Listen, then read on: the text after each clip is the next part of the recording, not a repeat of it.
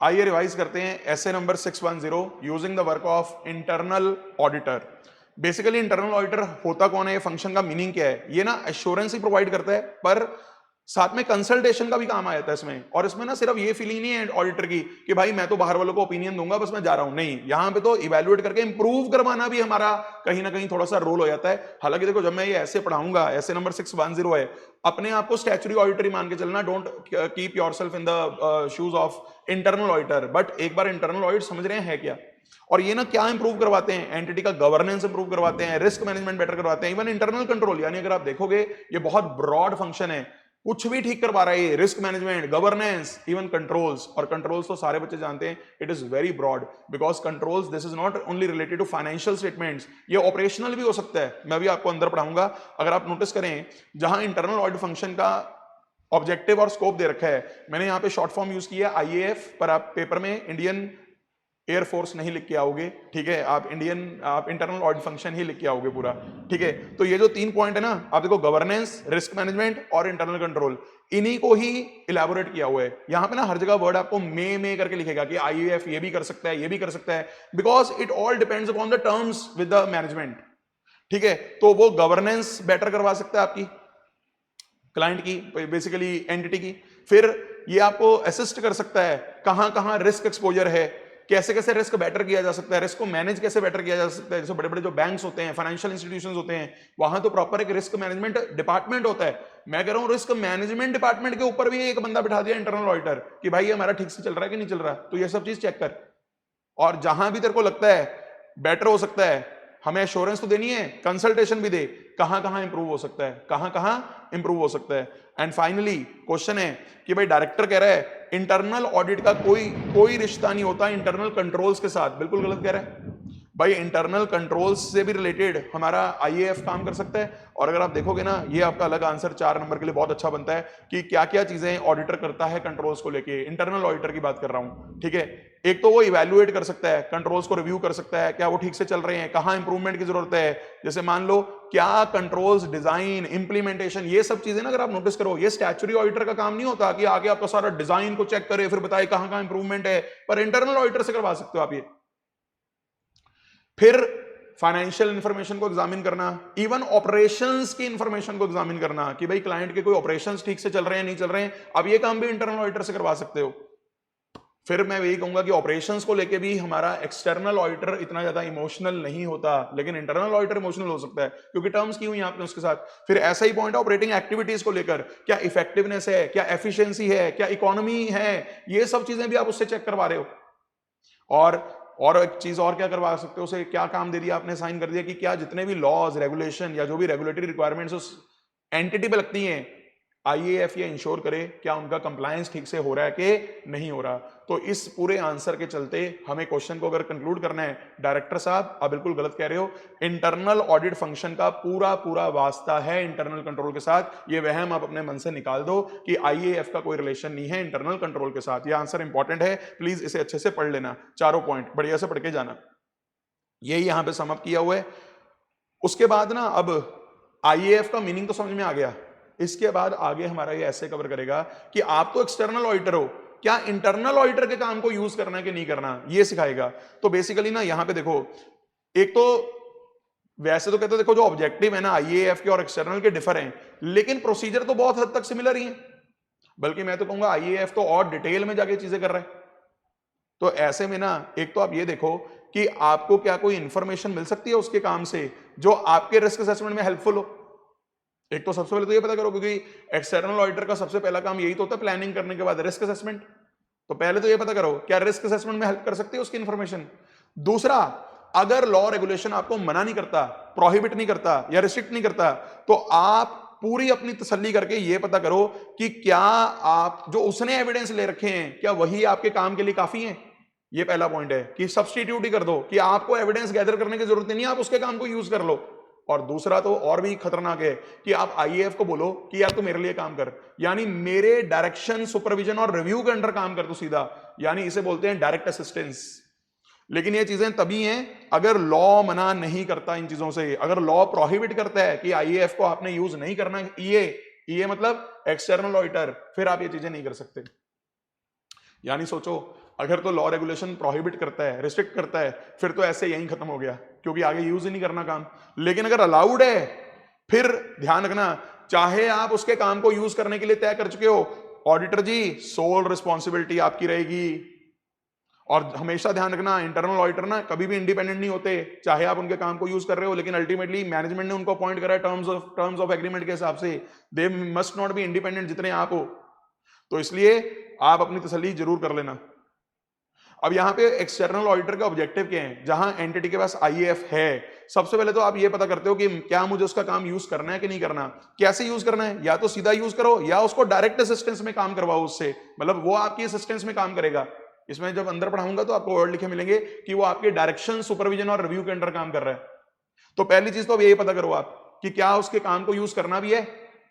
दूसरा, अगर करना है, क्या वो एडिक्वेट है भी आपके पर्पस के लिए। और अगर कहीं डायरेक्ट असिस्टेंस सोच लेते हो, फिर तो आपको डीएसआर करना पड़ेगा। ये ना वैसे जो आंसर है मैं आपको बता दूं, ये अलग से आंसर है ऑब्जेक्टिव्स ऑफ एक्सटर्नल ऑडिटर जब आईएएफ है, और एक ना ऐसा ही आंसर नीचे भी मिलता है। इन दोनों में कई बार ओवरलैपिंग हो जाती है कि सर इन दोनों में फर्क क्या है। अगर आप नोटिस करोगे ना, ये जो है ये थोड़ा ब्रॉड लेवल पे है कि पहले पता कर रहे हो यार काम यूज करना भी कि नहीं करना। अगर आपकी काम तसल्ली हो जाती है कि यूज करने हैं, फिर मैं कहूंगा आप और ज्यादा उसको इवेल्युएट करोगे अंदर जाके। किसको, आईएएफ। क्या क्या इवेल्युएट करोगे भाई, पहली चीज तो क्या उसके जो ऑर्गेनाइजेशनल स्टेटस है इंटरनल ऑडिट के, क्योंकि देखो इंटरनल ऑडिट भी तो कोई ना कोई ऑर्गेनाइजेशन ही होगी ना, क्या उसकी ऑर्गेनाइजेशन में ऐसी प्रथा है या ऐसा स्टेटस है उनके यहाँ कि ऑब्जेक्टिविटी को प्रमोट किया जाए। ऑब्जेक्टिविटी का मतलब क्या है, बिना किसी बायसनेस के, बिना किसी कंफ्लिक्ट ऑफ इंटरेस्ट के, बिल्कुल निडर तरीके से सच के बारे में सच बोलना, झूठ के बारे में झूठ बोलना, ये होती है ऑब्जेक्टिविटी। तो पहली चीज तो आप ये इवेल्युएट कर लेना। फिर उसका कॉम्पिटेंस इवेल्युएट कर लेना, और क्या वहां पे एक सिस्टमैटिक और डिसिप्लिन्ड अप्रोच है, जिसमें क्वालिटी कंट्रोल भी आप चेक करोगे उसका। किसका क्वालिटी कंट्रोल, क्लाइंट का, एक्सटर्नल ऑडिटर का, या इंटरनल ऑडिटर का, इंटरनल ऑडिटर। ये सब कुछ आईएएफ का आपने अपनी तसल्ली करनी है। दोबारा बोलो, एक तो उसके ऑर्गेनाइजेशनल स्टेटस और पॉलिसीज क्या ऑब्जेक्टिविटी को प्रमोट करते हैं, दूसरा क्या उसकी कॉम्पिटेंस है, और तीसरा क्या उसके यहां सिस्टमैटिक और डिसिप्लिन्ड अप्रोच है इंक्लूडिंग क्वालिटी कंट्रोल। तो अब इन्हीं तीनों को एक एक करके हम इलैबोरेट करते हैं।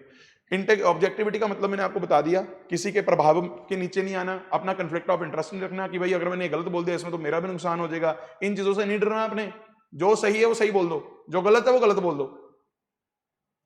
अब इसको लेके भी क्वेश्चन है, क्या क्या फैक्टर्स आप इवैल्यूएट करोगे जिससे आपको उसकी ऑब्जेक्टिविटी समझ में आएगी। ये तो वही है, अगर आपने ऊपर डेफिनेशन पढ़ी है सेम है।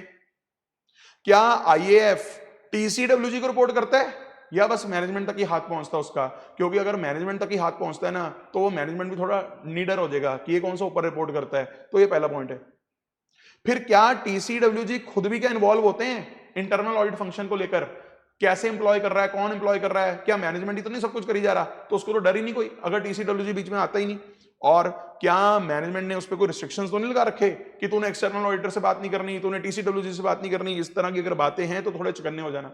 और लास्ट में कहीं कोई कंफ्लिक्टिंग रिस्पॉन्सिबिलिटी तो नहीं है, जैसे मान लो उसी इंटरनल ऑडिटर को कोई ऑपरेशनल ड्यूटीज भी दे रखी हैं, अब ऑपरेशंस भी वही देख रहा है, उसका ऑडिट भी वही कर रहा है, तो भाई ये तो वो हो गया सेल्फ रिव्यू थ्रेट की तरह।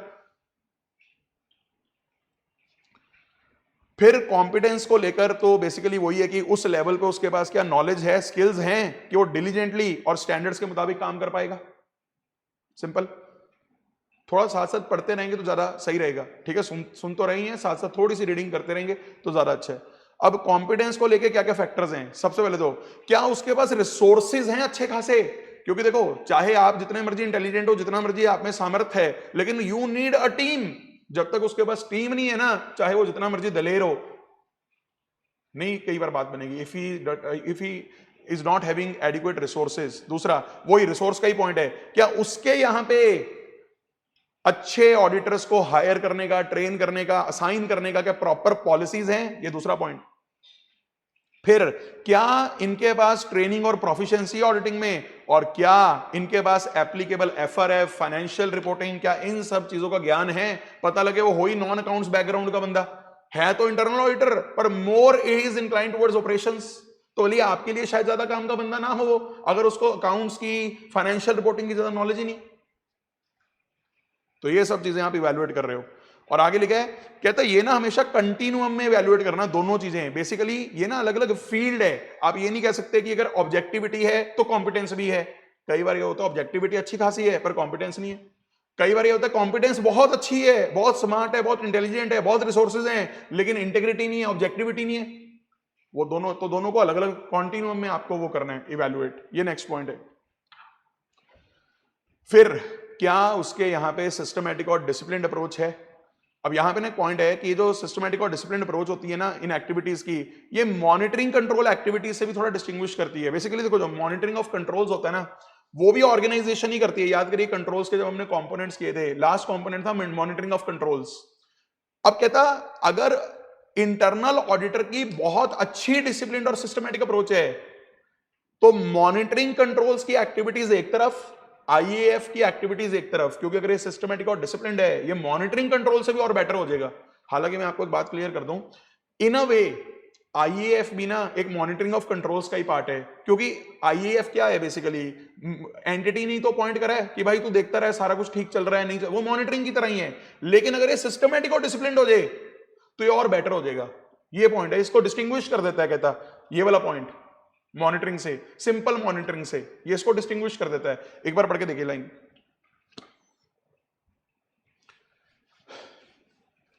उसके बाद सर क्या फैक्टर्स आप डिटरमिन करोगे जिससे कि आपको पता लगे कि आईएएफ के पास ऐसी अप्रोच है कि नहीं? S and D approach. एसएनडी बोले तो सिस्टमैटिक एंड डिसिप्लिन। सबसे पहले तो क्या उनके यहां पे सब हवा में काम चल रहा है, या हर एक प्रोसीजर, हर एक गाइडेंस उनकी डॉक्यूमेंटेड है? सोचो अगर एक बंदा डॉक्यूमेंटेड तरीके से काम कर रहा है, सब कुछ प्रॉपर भर रहा है, सब कुछ प्रॉपर लिख के कर रहा है, तो कहीं ना कहीं आपको लगेगा यार सिस्टमैटिक है, डिसिप्लिन्ड है। और दूसरा तो अगर आपने हेडिंग देखी हो इंक्लूडिंग क्वालिटी कंट्रोल, तो दूसरा पॉइंट ही क्वालिटी कंट्रोल को लेकर आ जाता है। क्या उनके पास प्रॉपर क्वालिटी कंट्रोल पॉलिसीज और प्रोसीजर्स हैं कि नहीं है? अगर ये सब चीजें हैं, कहीं ना कहीं आपकी तसल्ली भी आईएएफ को लेकर बढ़ेगी। उसके बाद कहां कहां आईएएफ का काम आप यूज करना नहीं चाहोगे, जहां इन्हीं तीनों पॉइंट्स की बैंड बजी होगी? कौन कौन से 3 पॉइंट? ऑब्जेक्टिविटी, कॉम्पिटेंस और एसएनडी अप्रोच। खत्म। कहां कहां आप उसका काम यूज नहीं करना चाहोगे? नेचर एंड स्कोप तो अपने आप पता कर लो। बेसिकली एक बार जब आप पता कर लेते हो कि उसका काम यूज करना है, नेचर एंड स्कोप आप देख लो कितना करना है, प्लानिंग आप कर लो, और रेलिवेंस, स्ट्रेटजी, प्लान, ये सब काम उससे थोड़ी करवाओगे।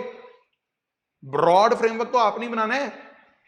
तो जहां जहां आप यूज कर सकते हो वो एरिया बता रखे हैं, जो उसने कंट्रोल टेस्ट करे हुए हैं, जो उसने सब्सटैंटिव प्रोसीजर लगा रखे हैं, अगर उसने इन्वेंटरी काउंट ऑब्जर्व कर रखी है, अगर उसने इंफॉर्मेशन सिस्टम को थोड़ा चेक करा हुआ है, अगर रेगुलेटरी रिक्वायरमेंट्स का कंप्लायंस उसने चेक करा हुआ है, ये सारे कामों को आप यूज कर सकते हैं अपने ऑडिट के अंदर। फिर कहां कहां आप प्लान करेंगे कि उसका काम कम यूज करना है और खुद काम ज्यादा करना है? ये मैंने कहा था पिछले पेज से कंफ्यूज मत करना, क्योंकि ये अलग पॉइंट है कि कहां कहां उसका काम यूज ही नहीं करना, और ये वाला पॉइंट है कहां कहां उसका काम खुद कम यूज करना है, खुद से ज्यादा करना है।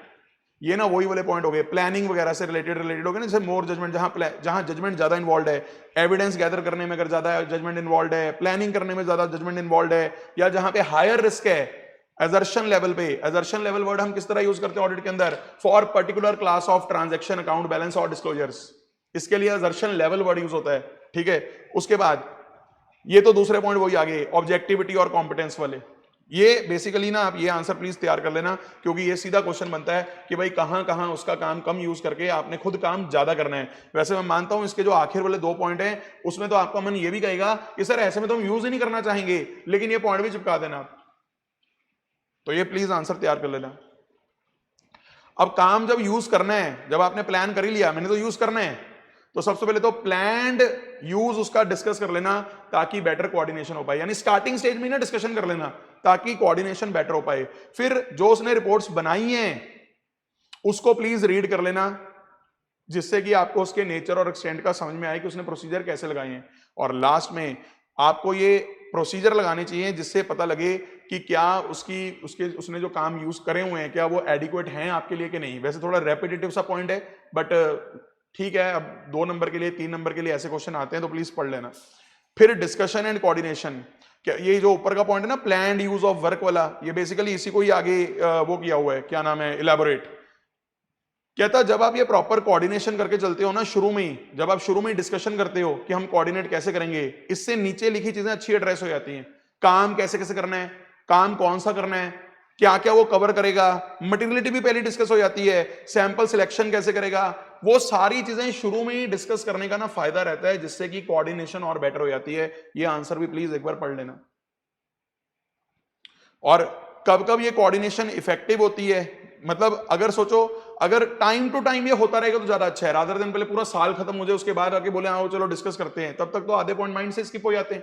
तो रेगुलर इंटरवल पे होते रहना चाहिए। एक्सटर्नल ऑडिटर बताता रहे कुछ मैटर जो उसके नॉलेज में आते हैं, और एक्सटर्नल ऑडिटर उसे भी बोले कि अगर तेरे मैटर तेरे टेंशन में कुछ आता है तो मुझे भी टाइमली बता, यानी जो मुझे पता लग रहा है मैं तेरे को बताऊंगा, जो तेरे को पता लग रहा है तू मुझे बता, और प्रॉपर इंटरवल्स पे रेगुलर इंटरवल्स पे हम ये डिस्कशंस करते रहें ताकि इफेक्टिव हो ये चीजें। पढ़िएगा।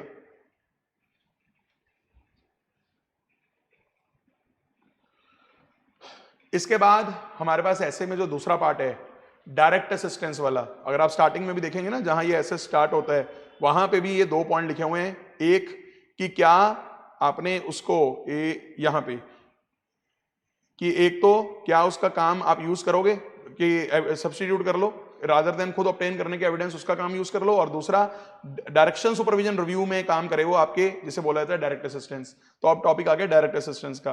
तो डायरेक्ट असिस्टेंस में आपको सबसे पहले क्या मिलता है, इसका मीनिंग कि आपके डीएसआर के अंडर रह के वो काम करे। लॉ रेगुलेशन अगर प्रोहिबिट करता है फिर तो ये टॉपिक खत्म, लेकिन अगर प्रोहिबिट नहीं करता, सबसे पहले तो वही उसकी ऑब्जेक्टिविटी को लेकर कोई थ्रेट्स तो नहीं है, फिर उसका कॉम्पिटेंस, वही वैसी चीजें ही आ गई। अब यहां पे सिस्टमेटिक और डिसिप्लिन अप्रोच इसलिए नहीं आता क्योंकि अप्रोच तो बाप की फॉलो होगी ना, आपके अंडर रह के काम कर रहा है, बस सिर्फ ऑब्जेक्टिविटी हो उसकी और एक कॉम्पिटेंस हो, बहुत है। तो ये 2 चीजें जहां नहीं है वहां छोड़ देना काम ये वाला।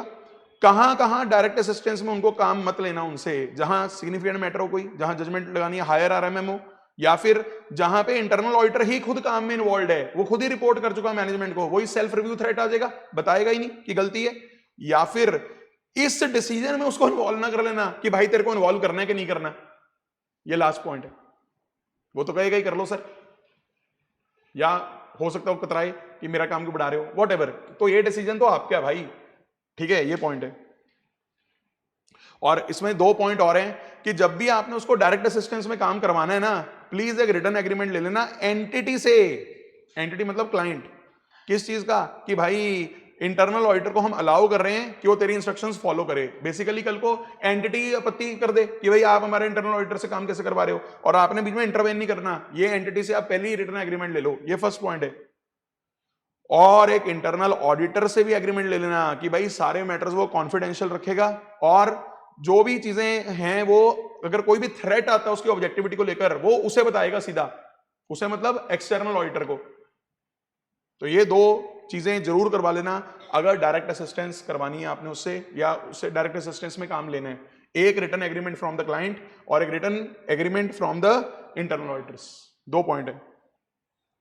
उसके बाद एक छोटा सा टॉपिक आता है कि सर इंटरनल फाइनेंशियल कंट्रोल्स और internal control over financial reporting में क्या फर्क है। ये कुछ नहीं है, देखो जो इंटरनल फाइनेंशियल कंट्रोल है ना, ये कंपनीज एक्ट में वर्ड डिफाइन किया हुआ है, बस यहाँ पे ना फीलिंग में ये एफआर लिख रहे थे, ठीक है, लॉ रेगुलेशन लिख रहे थे, ठीक है, एसेट्स की सेफगार्डिंग ठीक है, फ्रॉड्स डिटेक्ट करना प्रिवेंट करना चलो ये भी ठीक है कि इंटरनल कंट्रोल ये सब करवाता है कंपनी का, लेकिन ये भावुक होके ना ऑपरेशंस के बारे में भी लिख गए। नॉर्मली तो ये वर्ड अकेला होता है इंटरनल कंट्रोल जो ऑपरेशंस की भी बात करता है, लेकिन जब कंपनीज एक्ट में डेफिनेशन दी वहां वर्ड लिखा इंटरनल फाइनेंशियल कंट्रोल, और लिख दिया बहुत ही ब्रॉड तरीके से जिसमें सब कुछ ही कवर कर लिया कि ये वो पॉलिसीज और प्रोसीजर हैं जो नीचे लिखी चीजें इंश्योर करती हैं। चलो अच्छी बात है, लेकिन फिर इन्हें लगा यार अब कंपनीज एक्ट में ना इंटरनल फाइनेंशियल कंट्रोल्स में ना रिपोर्टिंग भी करनी होती है ऑडिटर ने, तो ये चीज मुद्दा बन गया कि क्या ऑपरेशंस को भी चेक करना है ऑडिटर ने। तो फिर इन्होंने एक अलग से वर्ड लिखा इंटरनल फाइनेंशियल कंट्रोल्स, एक वर्ड चलता है with reference to financial statements, यहां पे बस वर्ड लिख दिया internal control over financial reporting. जब ये वर्ड लिखते हैं ना internal control with reference to financial statement या internal control over financial reporting, he is specifically talking only about FR, because आप जानते हो क्लाइंट के कंट्रोल तो बहुत ब्रॉड एरियाज में होते हैं, पर as an auditor, as an external auditor, you are more concern with internal controls over financial reporting. तो बताइए दोनों में से ब्रॉड कौन से है, दोनों में से नैरो कौन से है। जो इंटरनल फाइनेंशियल कंट्रोल है डेफिनेशन के हिसाब से दैट इज वेरी ब्रॉड, लेकिन जो internal controls over financial reporting है, जिसे और क्या बोलते हैं internal financial controls with reference to FS, ये वर्ड आपको वैसे कहां लिखा मिलेगा एग्जैक्टली बता देता हूं, जो हमारा सेक्शन 143(3) है कंपनीज एक्ट का, उसका आई नंबर क्लॉज है 143(3) आई, जे से जस्ट पहले 143(3) आई में ना ऑडिटर को बोला गया है कि तूने रिपोर्ट बनानी है internal financial controls with reference to FS को लेकर। उम्मीद है आपको ये टॉपिक क्लियर हो गया, आप इसको पढ़ेंगे तो आपको अच्छे समझ में आएगा।